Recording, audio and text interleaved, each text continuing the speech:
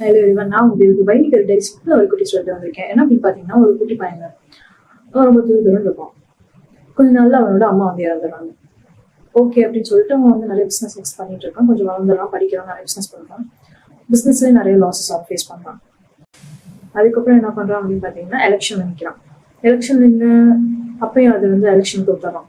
அதே மாதிரி ஒரு கண்டினியூஸாக ட்ரை பண்ணிகிட்டே இருக்கான். ஒரு 8 டைம்ஸ்க்கு மேலே ட்ரை பண்ணியிருக்கான். இந்த 8 டைம்ஸுமே அவன் தோற்று போயிட்டான். அப்புறம் என்ன ஆச்சு அப்படின்னு பார்த்தீங்கன்னா, அதுக்கு அடுத்த டைம் அவன் வந்து எலெக்ஷனில் வின் பண்ணிடுறான்.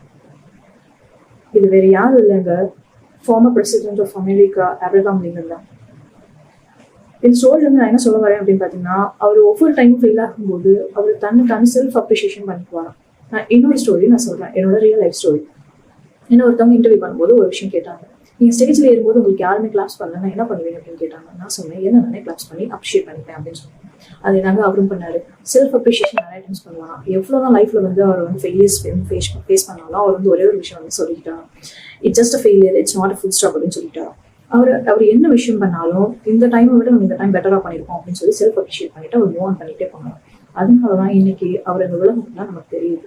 இந்த செக்மெண்ட் உங்களுக்கு பிடிச்சிருக்குன்னு நினைக்கிறேன். பிடிச்சிருந்தா லைக் பண்ணுங்க, கமெண்ட் பண்ணுங்க, ஷேர் பண்ணுங்க. This is Deva signing off. By.